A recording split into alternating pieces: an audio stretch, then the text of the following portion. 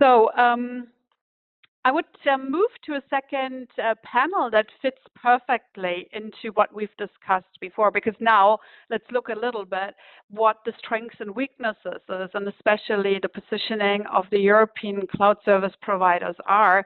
And with that, I'm very happy to look into those who are really driving the market in Europe. So we want to welcome on stage Stefano Cicconi, CEO from Aruba, Dr. Ignacio Lorente, CEO from Open Nebula Systems, Achim Weiss from Ionos, CEO, hello. And we actually had also foreseen Eric Chambria, who is the Vice President Sales and Strategic Alliances from OVH Cloud. Unfortunately, in very last minute, he was not able to join anymore for an unforeseeable situation. So we're very sorry for this, but I'm sure there will be very soon another opportunity to make up for this. So we're going to be the three of us, and I welcome you very much to talk about the strengths and weaknesses about the European cloud service providers. And with that, let me give a short opening this table. So data platforms have revealed to be the foundational elements for basically any digital transformation project. And they built to build actually competitive advantages across barely any industry. So looking at this very important role they really play, and not only for the US, but also for Europe, we want to see a little bit together here in this round table how you let's say, make your positioning in Europe and your expansion across the continent, and some of you also between different continents, and where you feel you're really strong and where you feel there is areas where you're facing challenges to be successful in the European market. And so one of the topics that I would love to bring first to the table is a question to Achim. So Achim, you're the CEO of Ionos, leading a digitalization partner, especially for the small and medium-sized businesses. And your company serves more than 6 million customers. You operate across 18 markets in Europe, but also in the US and in North America. So you're kind of the perfect person now to ask. In your point of view, is it true that European technology can or cannot compete today and somehow fulfill the demand of European users? I think you're targeting rather the technology, the cloud space, and not the overall technology. Cloud space, exactly. AI. Well, I'd say yes and no. First, I think Europe can compete. Are we on a level of the US guys, of the hyperscalers? No. Is that super critical at the moment? Maybe. Let me explain. I think if you compare the hyperscalers with all the European cloud offerings, we have Aruba on the table. We're supposed to have OVH on the table. There's a lot of good different cloud offerings out there. But we are also lacking one thing. We don't have the breadth of products. We don't have the breadth of services than any of the large, hyperscaler has. We don't have the geological footprint, and we don't have the many products. I think Amazon has probably, I don't know how many 100 services. And if I count ours, if I count Aruba's, OVH's services, we're not getting into the hundreds. Yeah. So there's a clear lack of services. But on the other hand, if I look on workloads, if I look at our customers and look at traditional workloads, I think 80% of the workloads we're facing today, which are on-prem right now, which need to move to the cloud at some point, are actually covered. Because you don't need the 37th SQL Server database. I think if you have a bunch of them, it's fine. So the basic service, I think most of all of our companies can, in the meantime, fulfill. And then you have the long tail. So, but a short part, I think Europe is already at the point where we can deliver substantial cloud services to Europe. And so I think yes, there's a huge advantage of the hyperscalers in terms of geologic and in terms of number of products and services. But if I just look at Europe, and if you want to push Europe as our market and do something for the European economy, I think we're pretty well suited so far. But said that, of course, there's a lot of things, smaller things, from the 80% to the 85% already, you need a lot of different services. And maybe there's something, I think, um, um, something to work together in the market to see, okay, if one company doesn't have something, maybe the other one can supply it. And I think there's more, since we're like latecomers to the game, Amazon is so much older than any one of us started his cloud business. We might have to federate a little bit to close the gap even more. And but for the question, I think Europe, and we have advantages. I think there are services like we, for example, have, which even Amazon doesn't have. We have graphical user interfaces. We have very flexible instance sizes where you can scale while it's running. There's all things which the US don't have. And we, of course, we have all this, the European data protection standards, which the hyperscalers don't have. Yeah, so thanks, Achim. Yeah, so I understand there's a lot of things that actually we can not only be proud of, but really bring that to market and make it a competitive advantage. You mentioned a topic that I think is very key, is the collaboration between the different players, also in the European market. So I would actually pass a question now over to Ignacio, because Ignacio, you come from the open source environment. You're very much used to co-creation and collaboration anyway, because that's part of the business model. You lead Open Nebula, and which is an open source cloud and edge computing platform. You provide support, consulting, managed cloud services to corporate users, building private, public, and also the hybrid clouds with more than 5,000 organizations running, and basically worldwide. You hold offices, be it in Europe and be it in the US, also here, a huge experience in both markets. So question to you.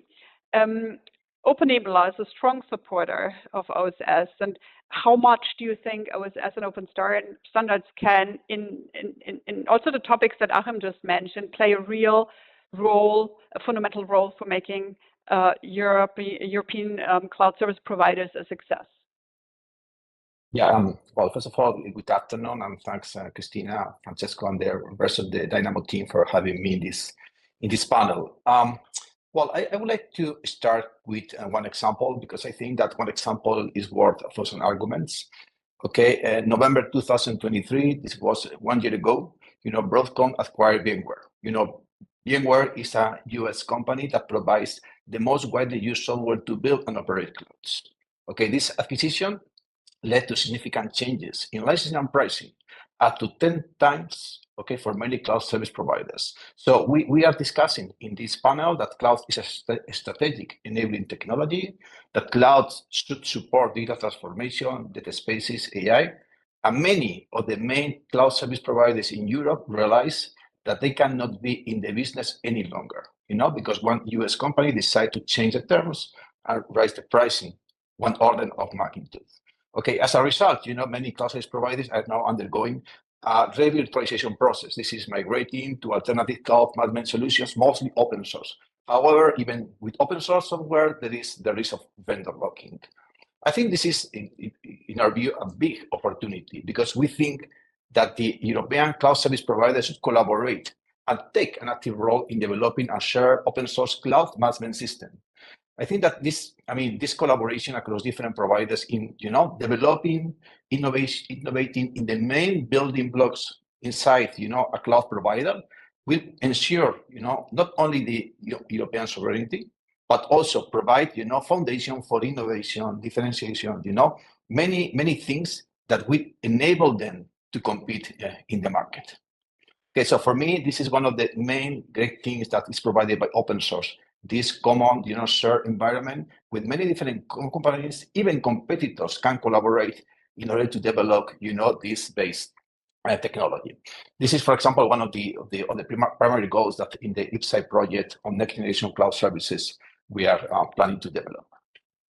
Okay, thank you very much, Ignacio. I think that was a nice insight as well. Yeah. This would bring me actually to the next question to Stefano.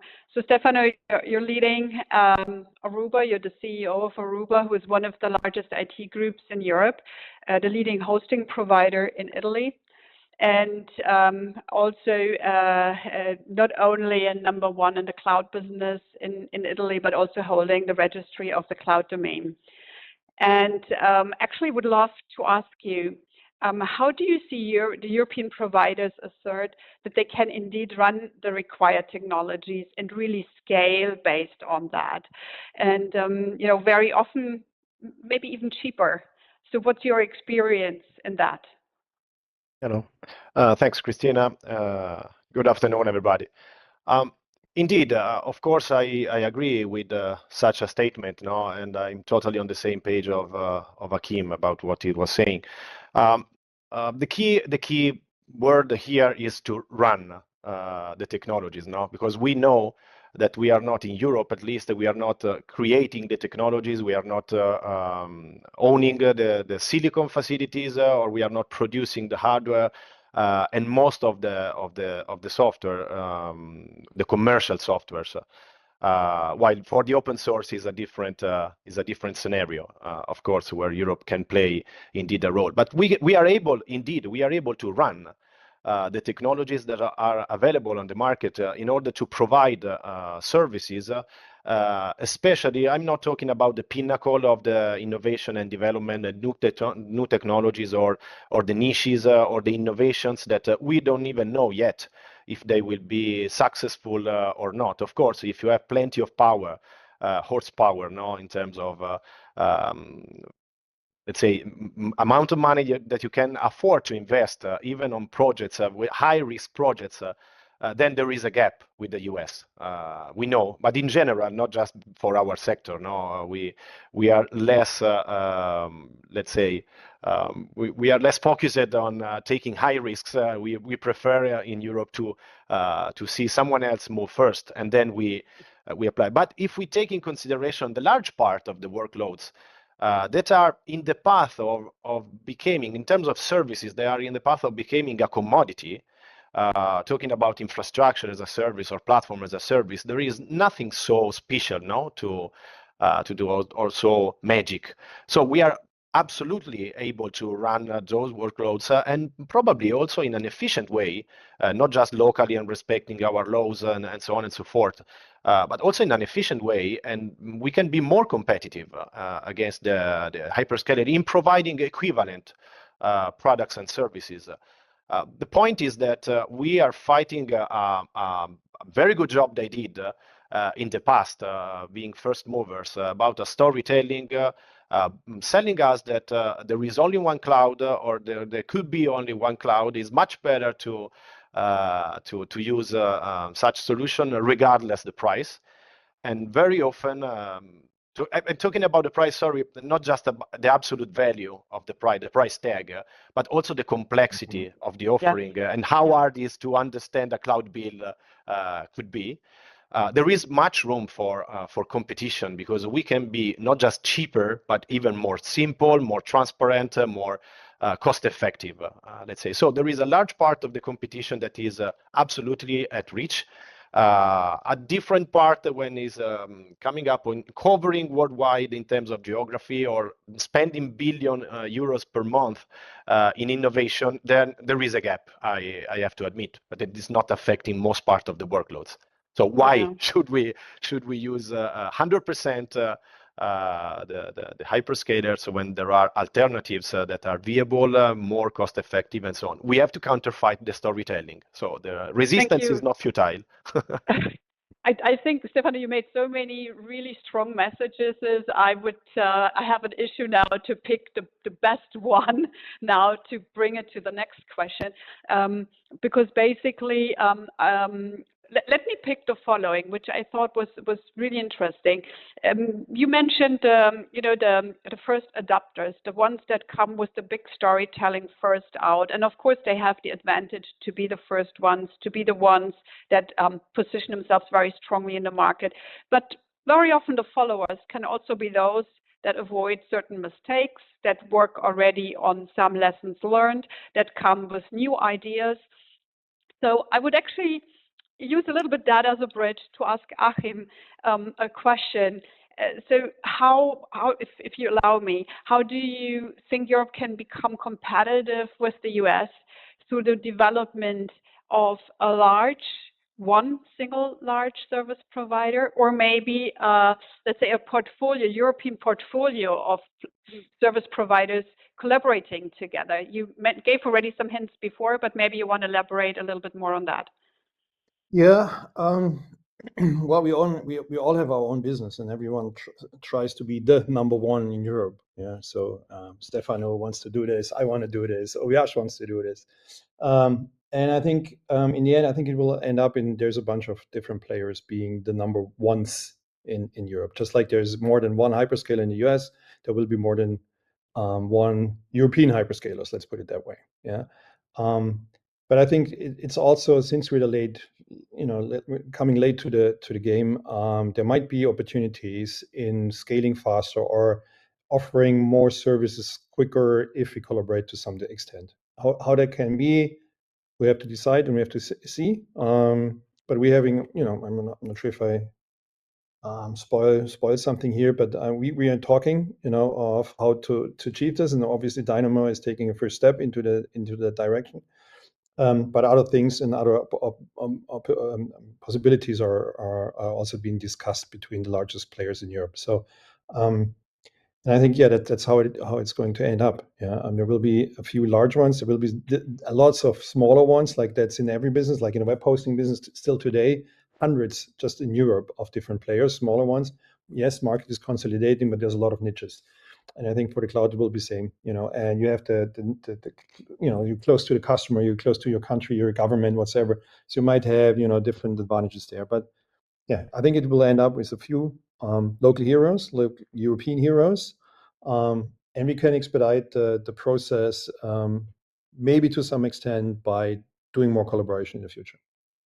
Thank you, Achim. Yeah, I appreciate your answer in this. So collaboration is one of the good ways forward, and also for the European players.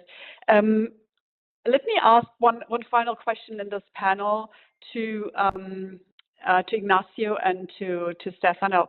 So, what would be your opinions when it comes to this, let me say, working together, and obviously also generating the critical mass that could help us making us more successful, and also creating more demand from those that maybe today are used to, maybe also by habitude or by safety, to always fall back into the same decision and work with the so-called hyperscalers. So collaboration, critical mass, how can we position the European cloud service providers in a better way? Well, I think that in my view, there are like two aspects. First of all, I mean, this initiative, for example, by Dynamo is great, because I agree that it should be a priority for European cloud service providers to collaborate and pool their resources, expand the critical mass, the service offering, the geographic reach. That's great. That's one thing that we should do for sure. And I think that this can only bring, many benefits. That's one thing. But the other thing that is critical as well is that, in my view, these services should be offered in a vendor neutral way. So the thing here is that the users should be able to move workloads very easily across different providers, even, in my view, across non-European providers, okay? Because being able to create like a layer that brings that neutrality on top of different cloud providers can help us, reclaim market share from non-European providers, okay? And this could be a way to strengthen our position in the global market. So I think it's great to have this collaboration, this federation across providers, but at the same time, we should be able to bring neutrality, okay, to the users, so they can decide freely about what different cloud providers they can use, okay, and avoid any locking. Thank you, Ignacio. And then Stefano, on your side. Yeah, if I may add, one more advantage that the size of the hyperscaler is giving them is that they are so big, they are representing a standard, a de facto standard. So unless we have a smaller scale, and a smaller size, and we do not represent, each one of us is not representing for the market a standard. If we don't cooperate, increasing the interoperability, the way we can keep our identity and keep our single companies running on their own on the market. But in terms of technology and customer experience, we can do more in embracing something larger than us now. Europe itself is not a single country, so we have we know the way to cooperate between us. We can work on something that can allow us to represent altogether a choice, a viable choice, and an alternative to the hyperscaler, reaching altogether the size we need and the size for being considered a standard we need, but while keeping our companies, our identity, and our personal way to do things. That would be a customer choice. Now the choice is between a de facto standard and a very small specific standard, or with a smaller company you have to choose. And sometimes this is preventing also the public procurement, the European public procurement to take the risk, let's say, to a different size in terms of not skills, not capability or expertise. No, you are just choosing who is bigger. That is a bit lazy. But yeah. Thank you, Stefano. I would use that as a final word. I think it makes me laugh a little bit, but there's a lot of truth behind it. A lot of truth. So you said as a closing word. Also, I would love to add one final greeting by Eric, who couldn't make it into this panel because he shared a nice sentence that I'm allowed to also share with you, because he said once more that big apologize that he couldn't make it, and he is definitely with OVH Cloud supporting the emergence of a strong and reliable European ecosystem. And I think with that strong message that I would have loved him to share live today, but we do it this way, I would close this panel. I would love to thank you very, very much for this really interesting round. So thanks once more, Stefano Cecconi, Ignazio Lorente, and Achim Weiss. And I'll see you very soon.